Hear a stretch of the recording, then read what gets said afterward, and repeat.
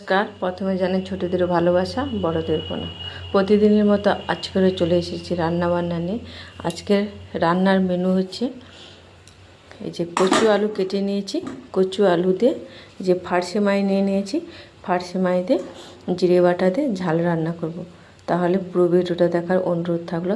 এই মাছটা নিয়েছি, আমার ছেলে ফার্সে মাছ খায় না, তাই এই ঝোলে এই মাছটা দিয়ে দেবো।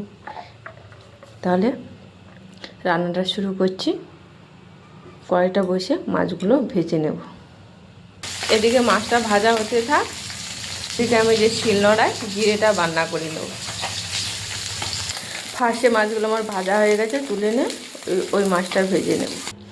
কড়াইতে তেল আছে, এবার দিয়ে দেবো ফোড়নে কালো জিরে,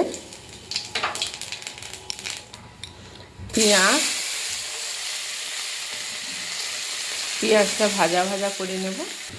পেঁয়াজটা ভাজা ভাজা হয়ে গেছে, এবারে কচু আলুটা দিয়ে দেবো। এখানে নিয়ে নিয়েছি লবণ, লঙ্কার গুঁড়ো, হলুদ গুঁড়ো, টমাটো। এবারে ভালো করে কষে নেব।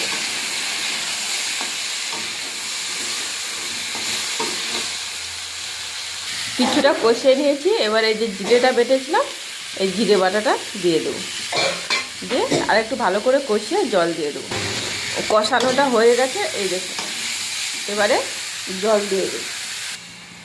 জলটা দিয়ে দিয়েছি, এবারে ঢাকা দিয়ে সেদ্ধ করে নেব। ঝোলটা ফুটে গেছে, এবারে ভেজে রাখা মাছগুলো দিয়ে দেব।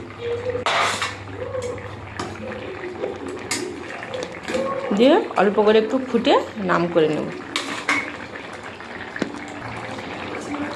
কচু আলু দিয়ে ফার্সে মাছের ঝালটা আমার হয়ে গেছে, এবারে নামিয়ে নেব। তাহলে কচু আলু দিয়ে ফার্সে মাছের ঝালটা হয়ে গেছে।